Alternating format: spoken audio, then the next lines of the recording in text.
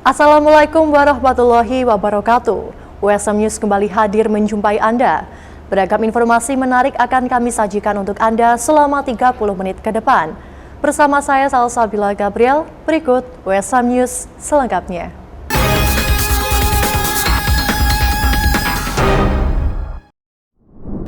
Perkembangan dunia digital tentunya diwarnai dengan adanya konten-konten kreatif yang bermunculan. Semua kalangan pun dapat membuat konten kreatif tersebut tanpa terbatas ruang dan waktu. Melalui peluang ini, Universitas Semarang gelar pelatihan untuk mahasiswa agar terampil dalam membuat konten-konten yang kreatif, berkualitas, dan bermanfaat bagi masyarakat. Universitas Semarang menggelar pelatihan pembuatan konten kreatif. Kegiatan yang bertema membuat konten kreatif untuk generasi masa kini diadakan pada beberapa waktu lalu di Gedung Auditorium Insinyur Wijatmoko USM. Acara dibuka oleh Rektor USM Dr. Supari ST.MT. Dirinya berpesan agar konten kreatif yang dibuat tidak menimbulkan perpecahan dan kegaduhan. Nah, harapannya dengan pelatihan ini adalah kita memberikan pengajaran bagaimana sih membuat konten yang kreatif, tapi tidak hanya menghibur, tapi juga konten itu bisa memberikan edukasi dan unsur informasi. Nah, harapannya setelah pelatihan ini ya para mahasiswa atau peserta pelatihan ini bisa menerapkan minimal untuk personal branding mereka. Tujuannya, endingnya adalah untuk meningkatkan kompetensi mereka sehingga nanti bisa terserap di dunia kerja. Adapun narasumber yang dihadirkan diantaranya dosen ilmu komunikasi USM, Edi Nurwahyu Julianto MIKOM, dan seorang influencer Donna Trisukma. Menurut Edi, pelatihan ini dapat menjadi sarana yang dapat memberikan pemahaman pada anak muda terkait pembuatan konten, juga pengembangan personal branding yang dimiliki. Sejalan dengan pesan Rektor USM, Donna Trisukma juga berharap agar peserta dapat terus mengeksplorasi diri dalam pembuatan konten, agar semakin kreatif dan memberikan nilai-nilai positif bagi penonton. Di sini tadi pelatihan luar biasa, antusiasnya keren banget. Terus banyak banget yang nanya sampai nggak cukup ya, karena waktunya terbatas. Sorry banget, tapi it's okay. Kita masih bisa silaturahmi dan kenalan lewat sosial media, karena sosial media ini bisa mencakup banyak hal dan juga banyak sekali benefitnya ternyata dari sosial media Instagram maupun TikTok. Nah, juga harapannya semoga teman-teman di sini bisa selalu maksimal untuk kontennya, digali lagi, eksplorasi lagi, jangan ada batasan di antara kita ya. Selalu kreatif, tapi kreatif yang positif. USM Jaya. Pemirsa, Universitas Semarang gandeng Komisi Informasi Publik atau KIP Jawa Tengah adakan focus group discussion bagi mahasiswa USM guna membahas ketentuan dan alur persidangan apabila terjadi sengketa informasi hingga cara penyelesaiannya. Diharapkan hasil dari FGD ini dapat membekali para mahasiswa dalam menghadapi kasus-kasus sengketa informasi di kehidupan sehari-hari. Mengangkat tema penyelesaian sengketa informasi publik, Universitas Semarang bersama dengan Komisi Informasi Publik Jawa Tengah menggelar focus group discussion. Kegiatan yang diadakan pada tanggal 27 Oktober 2023 dan bertempat di ruang seminar lantai 9 Gedung Menara USM, diikuti oleh mahasiswa USM. Ketua Komisioner KIP Jateng menyatakan, selain sidang pidana dan perdata ada persidangan Komisi Informasi. Para mahasiswa USM juga dipersilahkan meminta data dan melihat langsung proses persidangan Komisi Informasi. Persidangan itu tidak hanya selalu sidang pidana maupun sidang perdata yang ada di peradilan umum. Tapi persidangan itu banyak, salah satunya adalah persidangan di Komisi Informasi. Jadi ada persidangan di Komisi Informasi, ya tentunya di sini bisa menambah keilmuan dari mahasiswa USM yang jurusan hukum. Dipersilakan juga kalau misalnya buat adik-adik yang ingin meminta data ke kami atau ingin menonton secara langsung persidangan di Komisi Informasi juga kami persilahkan, seperti itu. Hadir dalam kegiatan tersebut, Wakil Rektor 3 USM Dr. Muhammad Junaidi SHMH, Ketua Komisioner KIP Jawa Tengah Indra Asoka Mahendrayana SE, Wakil Ketua Komisioner KIP Jateng Setiadi SHMH, Komisioner Bidang Penyelesaian Sengketa Informasi KIP Jateng Sutarto SHM Hum. Wakil Ketua Komisioner KIP Jateng mengungkapkan, masyarakat dan publik harus lebih berhati-hati dan bijak dalam menyuarakan ataupun memasukkan data informasi. Penggunaan atau menggunakan informasi itu dilakukan secara bijak, bermanfaat, dan tidak untuk melakukan hal-hal yang justru melakukan perbuatan melawan hukum. Dan yang terakhir tentu kita bersama-sama mengingatkan kepada para pengguna informasi, kemudian yang upload, yang mengunduh, ataupun badan publik lainnya harus hati-hati di dalam menyiarkan ataupun memasukkan data informasi yang terkait nanti akan berakibat yang kurang baik atau malah menimbulkan negatif bagi masyarakat ataupun pengguna informasi lainnya. Dalam menjalankan serta meningkatkan peran dan fungsi Tridharma Perguruan Tinggi, Universitas Semarang menerima kunjungan dari Universitas Boyolali. Saling berbagi ilmu serta pengetahuan baik dari Universitas Semarang maupun Universitas Boyolali akan menciptakan peserta didik yang inovatif dan memiliki daya juang yang tinggi. Universitas Semarang menerima kunjungan kerja jajaran Universitas Boyolali di ruang sidang Rektor Gedung Menara USM beberapa waktu lalu. Kunjungan diterima oleh Rektor USM Dr. Supari ST.MT, Wakil Rektor 1 USM Profesor Dr. Insinyur Sri Budi Wahyuningsih MP, dan Wakil Rektor 2 USM Dr. Titin Winarti Eskom MM. Dalam kunjungannya ke USM, Rektor UBY mengungkapkan bahwa tujuan kedatangan pihak UBY ke USM adalah peningkatan Tridharma Perguruan Tinggi. Dari maksud dan tujuan kami Universitas Boyolali ke USM adalah untuk bekerja sama MOU dan MOA di masing-masing prodi, kemudian antar universitas, di mana banyak program yang harus kami laksanakan antara universitas dan Universitas Boyolali dan USM. Kemudian kami sudah berdiskusi dengan Bapak Rektor bahwa MBKM menjadi tujuan daripada kerjasama kami, terus kemudian pengelolaan jurnal, kemudian pertukaran dosen mengajar dan mahasiswa. Itu tujuan dan maksud kami. Di samping itu banyak hal lagi mengenai seminar, kemudian ada Tridharma Perguruan Tinggi intinya yang ingin kami, maksud dan tujuan kami datang ke Universitas Semarang. Adapun perwakilan pihak UBY diantaranya Rektor UBY Dr. Nani Sutarni SH.MH, Wakil Rektor 1 UBY Dr. Burhan Pranawa SH.MH, Wakil Rektor 2 UBY Hari Purwanto SE.MM, serta UPT Humas dan Kerjasama UBY Dwi Imroatus SH.MH. Sesaat lagi kami akan kembali setelah jeda pariwara berikut ini.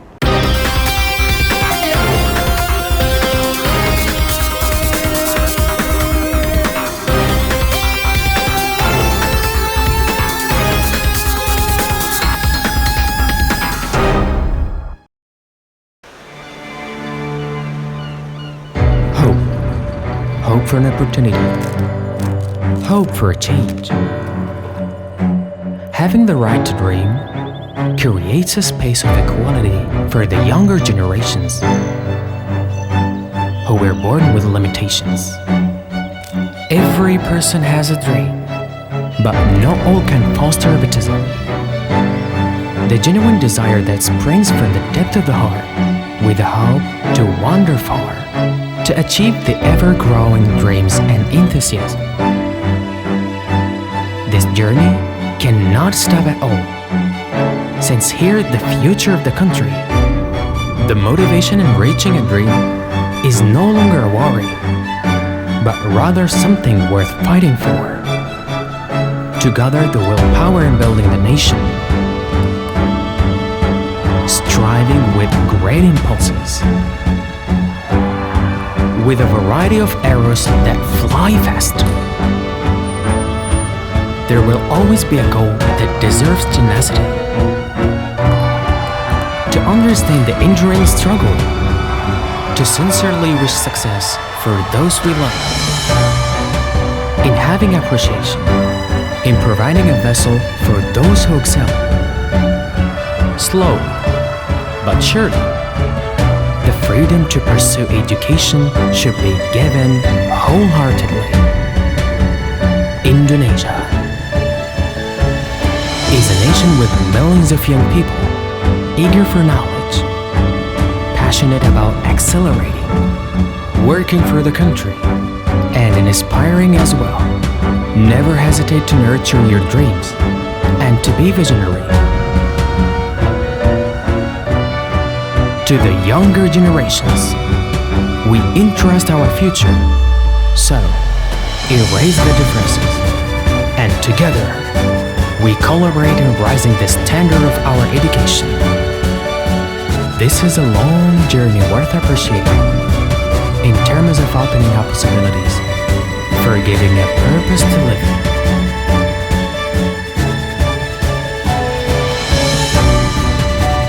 Dengan hati berinovasi membangun negeri.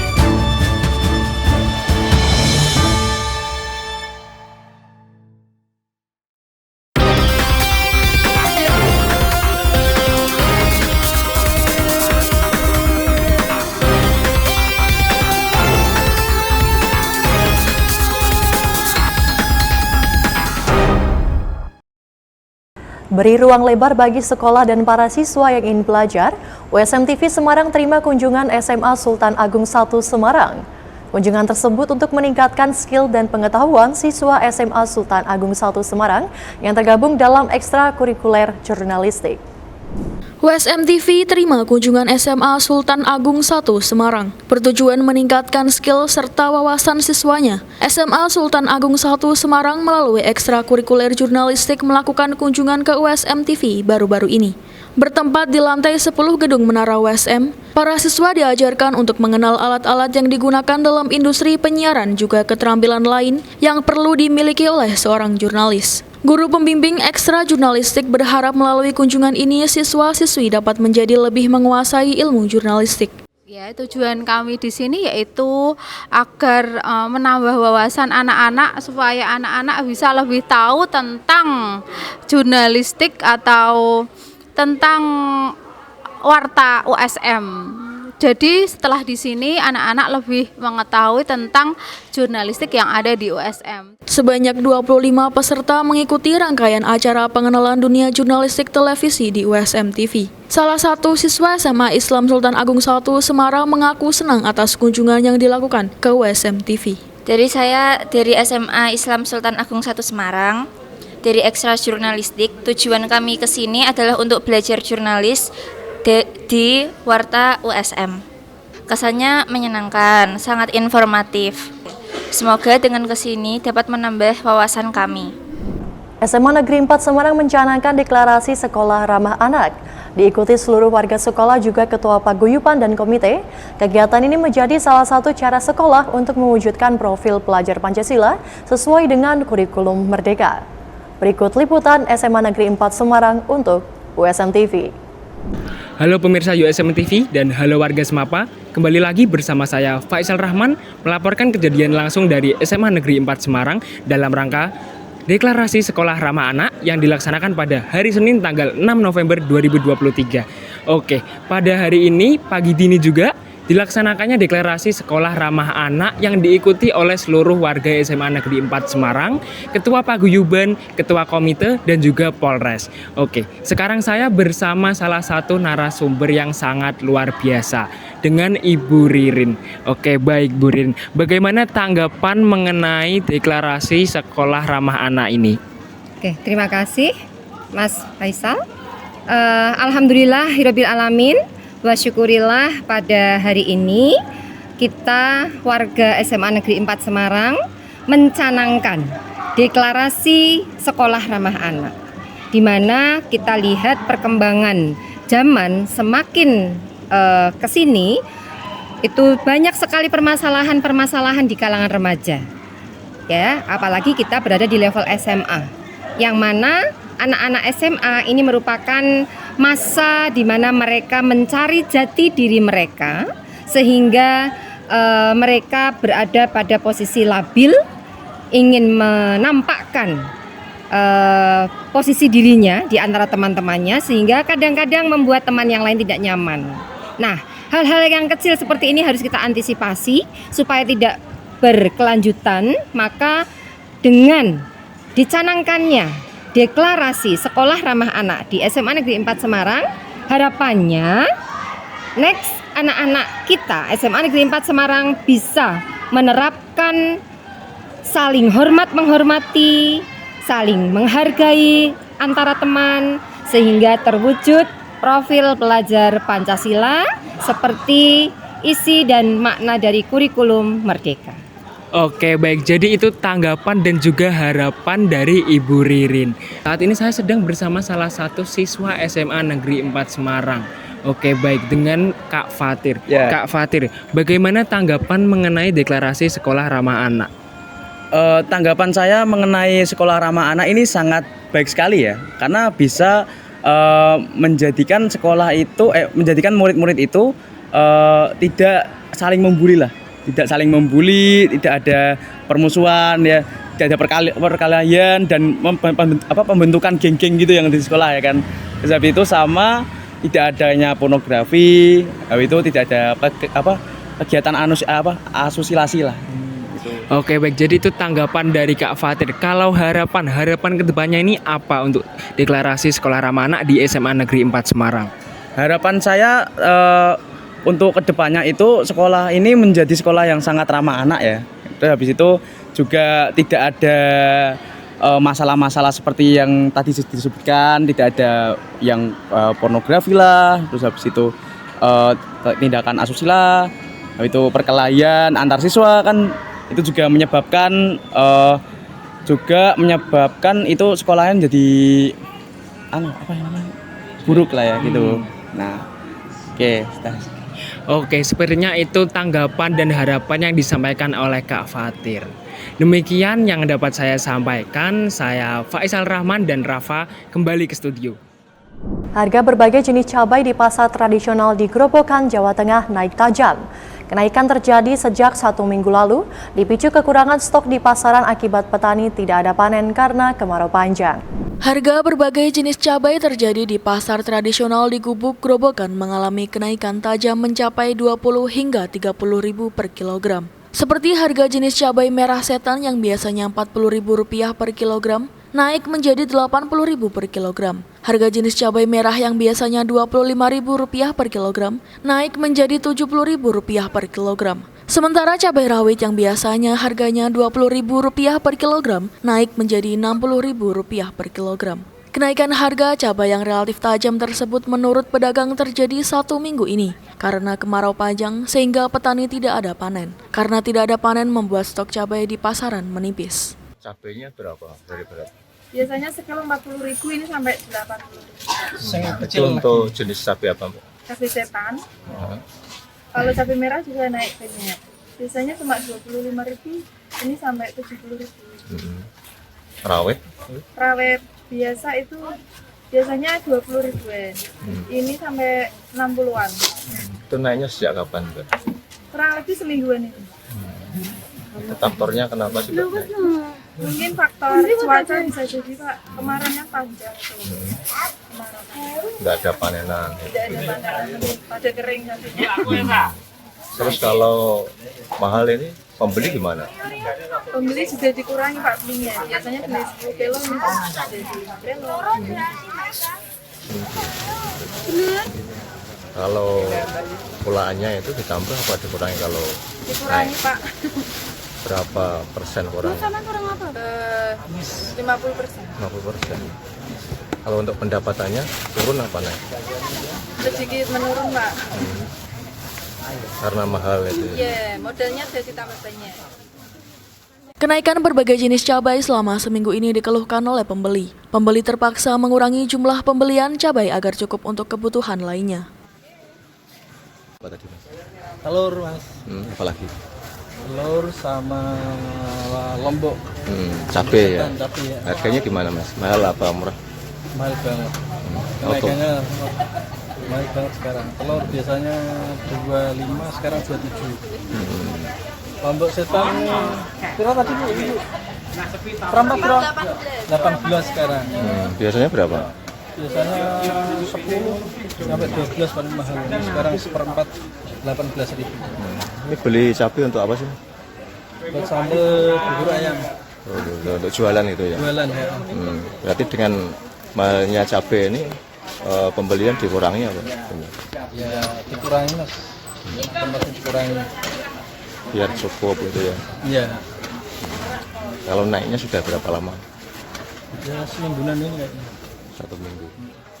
Selain harga berbagai jenis cabai yang naik di pasaran, harga telur juga naik di tingkat pedagang. Jika sebelumnya harga telur hanya Rp25.000 per kilogram, kini naik menjadi Rp27.000 per kilogram.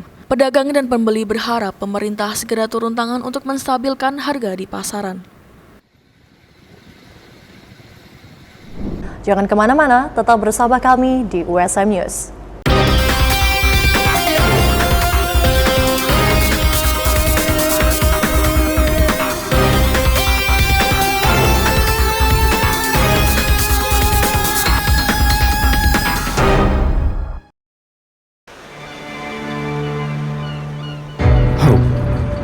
Hope for an opportunity.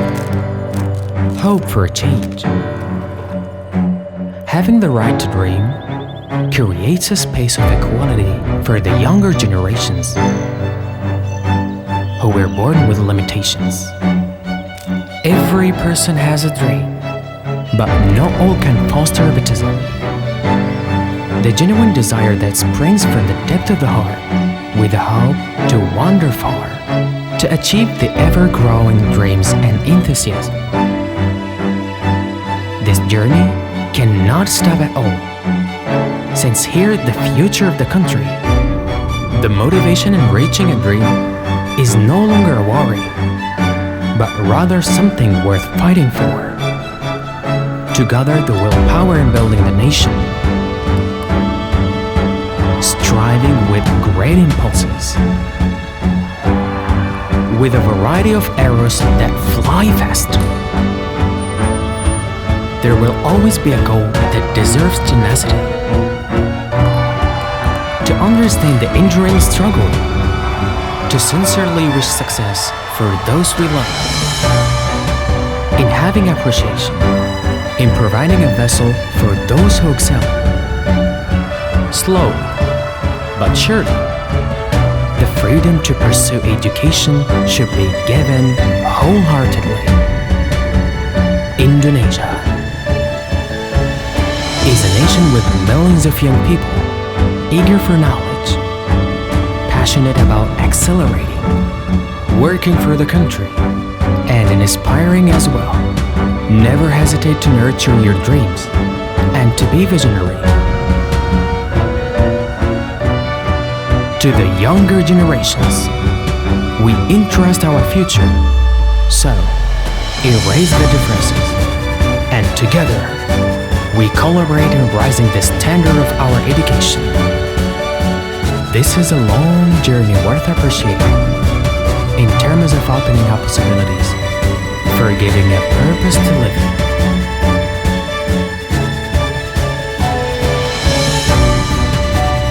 Dengan hati berinovasi membangun negeri.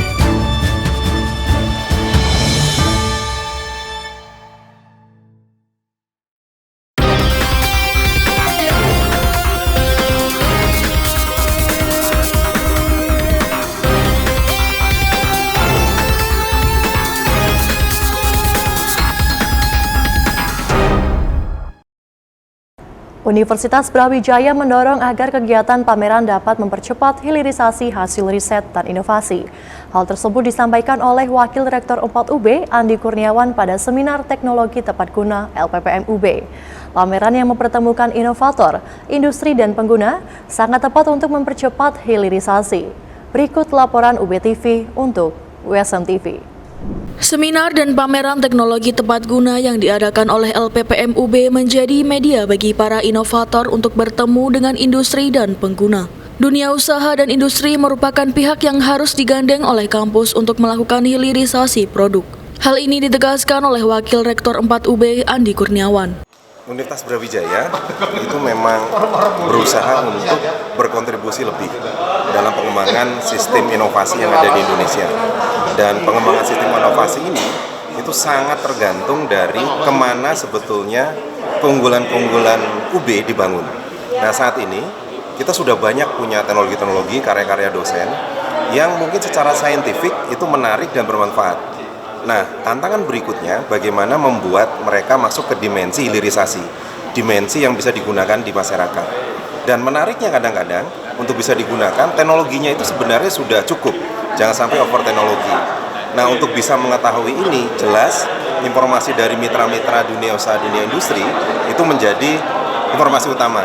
Nah, acara-acara seperti ini dilakukan untuk menginisiasi kolaborasi dan komunikasi yang lebih strategis.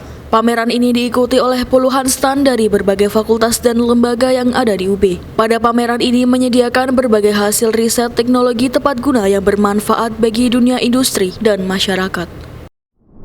Pemirsa, bagaimanakah terowongan peninggalan sejarah yang selamat dari dua masa peperangan, yaitu Perang Saudara Amerika dan Perang Dunia ke-1?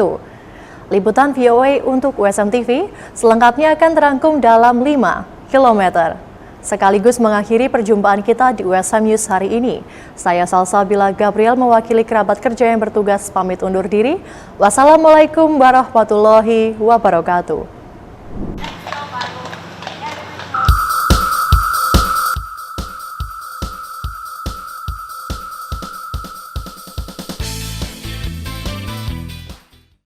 Nah, sekarang kita ada di mana nih, Bang? Kayaknya jadi ini daerah ya.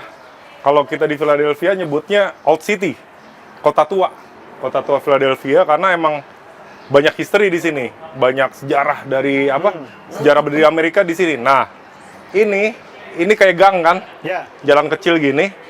Ini sebutannya jalan kecil pertama di Amerika yang benar-benar dibangun untuk presiden, untuk perumahan gitulah. Nama saya Susan, selamat datang di Alfred Alley. Di sepanjang Alfred Alley yang sudah ada sejak 300 tahun lalu, terdapat 32 rumah penduduk yang dibangun antara tahun 1703 dan 1836. Sebagian di antaranya sudah mengalami peremajaan. So how many original house remain in this Alfred Alley? From the very beginning, there's one out on the main alley. You'll see it's got the British flag out. That's 1726, and that's the oldest standing original structures. Ada satu rumah dijadikan museum yang menyimpan barang-barang perabotan dan pakaian abad ke-18. Setiap tahunnya ada sekitar 200.000 pengunjung yang datang ke sini. We're just here visiting Philly. We have like a lot of spare time. So this morning we just wake up and try to look for historical places around here. And we found this really nice little alley. And yeah, we love a lot about history. Dan perjalanan kali ini kami akhiri dengan mengunjungi rumah Betsy Ross, penjahit bendera Amerika pertama yang jaraknya hanya 1 blok dari Alfred Alley. Jadi ini rumah apa nih? Ini apa? Tolong jelasin. Orang yang buat bendera di Amerika. Buat bendera di Amerika. Pertama kali mereka menjahit bendera Amerika, ini wanita ini. Jadi seperti Ibu Fatmawati kalau kita di Indonesia. Tapi di sini namanya Betsy Ross. Betsy Ross. Ya udah, kita ke dalam yuk. Kita lihat aja. Ayo. Ke dalam yuk.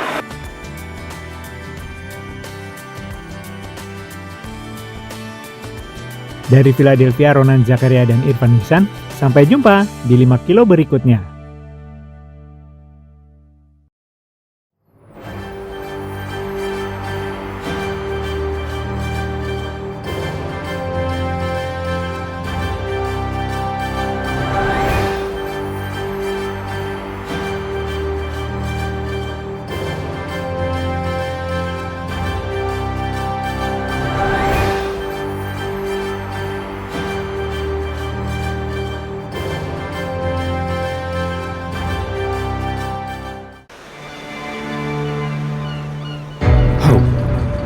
Hope for an opportunity.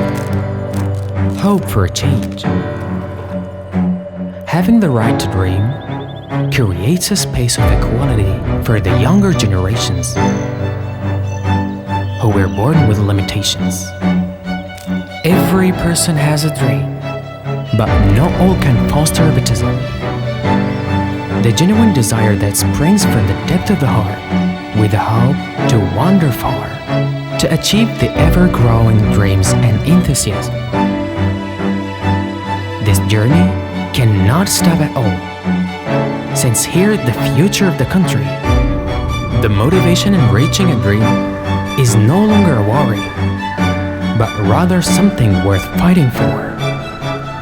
To gather the willpower in building the nation, striving with great impulses. With a variety of arrows that fly fast, there will always be a goal that deserves tenacity. To understand the enduring struggle, to sincerely wish success for those we love, in having appreciation, in providing a vessel for those who excel. Slow, but surely, the freedom to pursue education should be given wholeheartedly. Indonesia is a nation with millions of young people eager for knowledge, passionate about accelerating, working for the country, and inspiring as well. Never hesitate to nurture your dreams and to be visionary. To the younger generations, we entrust our future. So, erase the differences, and together, we collaborate in raising the standard of our education.